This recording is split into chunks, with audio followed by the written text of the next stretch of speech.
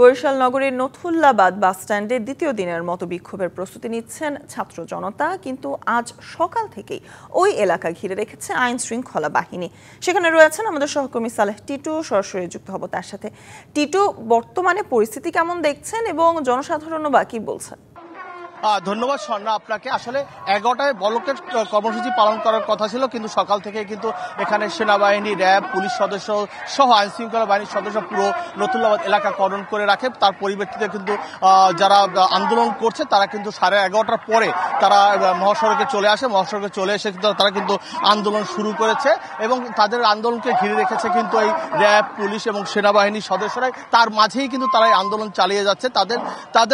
তাদের যে মুখ্য সঞ্চালক রয়েছে নাহিদ, তার সাথে আমার সাথে কথা হয়েছে।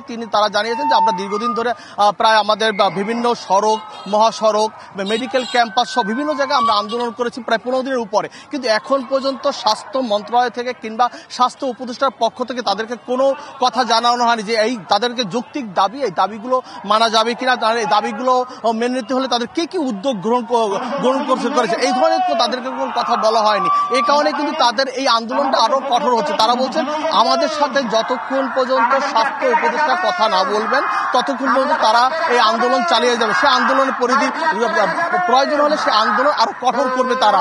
ইতিমধ্যেই কিন্তু বরিশাল ঢাকা কুয়াকাটা জাতীয় মহাসড়ক, সেই মহাসড়কে কিন্তু বাস চলাচল বন্ধ হয়ে রয়েছে এবং দুর্ভোগে পড়েছে কিন্তু দূর দূরান্ত থেকে আগত সাধারণ যাত্রী থেকে শুরু করে যারা এর সাথে যানবাহন সংশ্লিষ্ট রয়েছে তারা কিন্তু দুর্ভোগে পড়েছে।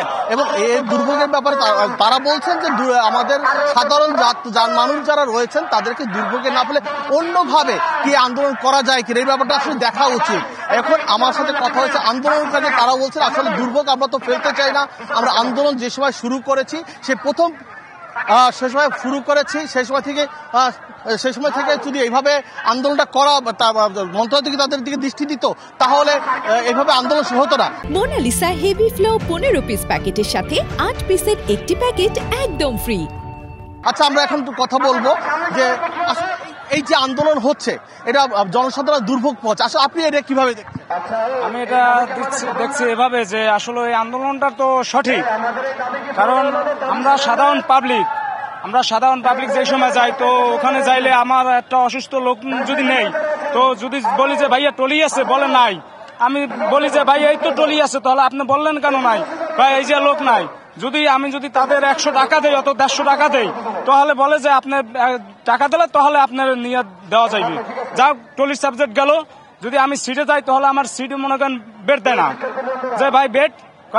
যদি নার্সের দ্বারা জিজ্ঞেস করি তাহলে তারা বলে যে আয়ের দায়ের যান, তো আয়ের দ্বারা আসলে বলছে মেডিকেলের যে দুর্ভোগ আছে সেই দুর্ভোগের বিষয়টি সে বলছে। আমি আরেকজনের সাথে কথা বলবো। এই যে আন্দোলনটা হচ্ছে রজনগরের দুর্ভোগ দিয়ে আন্দোলন, সেটা কিভাবে দেখছে? সেটা সঠিক আন্দোলন করছে তারা জনগণ বরিশালবাসীর, কারণ মেডিকেলের বর্তমান পরিস্থিতি খুবই খারাপ। আমি এর মধ্যে আমার 2 দিন আগে আমার ছোট বোনকে নিয়ে গেছি এক ডাক্তারের কাছে, ভোরবেলা গেছি, স্যার আমার বোন অসুস্থ অনেক। সে বলছে বেশি চিল্লাচিল্লি করলে আপনারা ঢাকা রেফার করে দেবো, বরিশাল করে চিকিৎসা হবে না। আমি একটা এমপির ছেলে, একটা ডাক্তার কিভাবে বলে যে আমি একটা এমপির ছেলে? বলেন, প্রত্যেকটা বরিশালবাসীর মানুষ প্রত্যেকটাই অসুবিধার ভিতরে আছি আমরা। স্বর্ণা শুনছিলেন, আসলে যাদের কাছে জিজ্ঞাসা করি বরিশাল মেডিকেল নিয়ে, তাদের অভিযোগ আসলে শেষ নেই। এই অভিযোগের প্রেক্ষিতেই সর্বশেষ আন্দোলন। স্বর্ণা, সহকর্মী সালেহ টিটু জানাচ্ছিলেন বিস্তারিত।